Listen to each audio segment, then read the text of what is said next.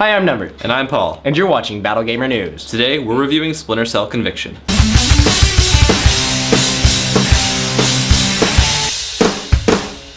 Splinter Cell Conviction follows Sam Fisher a few years after Double Agent. For those of you who didn't play the last game, your daughter has been murdered, and you now have a lead that will help you track the killer down. The story is typical spy thriller fare, but it's really well told and the voice acting and characters are really good. Unfortunately, the cutscenes are a little awkward, and the facial animations are stiff, which really hurt the story. Like its predecessors, the gameplay centers around stealth, but there's definitely an action element to this game as well. The stealth is a lot more fast-paced, and feels a lot more aggressive than other games in the genre.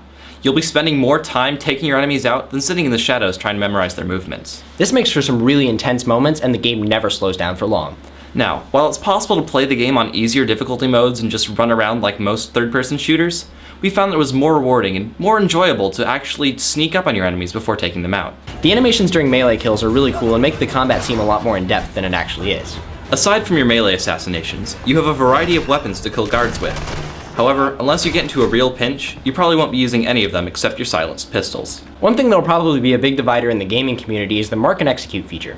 When you perform stealth melee kills, you earn Mark and Execute points, which can be used to get insta-kill shots. These provide a good incentive to use the melee attacks, but it kind of feels like a win button with no real player interaction, and it really feels like the game's playing itself. To identify if you are hidden or not, the game goes black and white when you are in darkness, and color when you're in the light. I like what they were trying to do to give a clear visual way of showing whether you're hidden or not, but the black and white really makes it difficult to navigate, and I found myself more than a few times staying in the light just so I could see. Another interesting thing they did was project text on the walls, which gives you instructions and tells you where you need to go.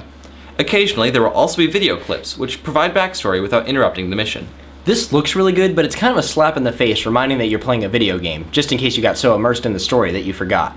The main campaign is actually really short, averaging only about 5 to 8 hours, but luckily there is a separate co-op campaign and deniable ops. The co-op campaign is a lot of fun, especially if you're coordinating with someone next to you. I like that they gave the co-op campaign a separate story that precedes the main one, rather than just throwing in a nameless ally into the main story. Deniable Ops is also fun, and adds a lot of replay value. There are a few modes in Deniable Ops, like a spy-on-spy mode where you hunt each other down, and a mode where you defend against waves. Overall, Splinter Cell Conviction is a pretty good game, and with as few stealth games as there are right now, it's a good option if you don't mind the new action elements. We're giving Splinter Cell Conviction an 8.5 out of 10. Thanks for watching Battle Gamer News. Subscribe and check out our website at battlegamernews.com. Thanks. Worried about breaking something?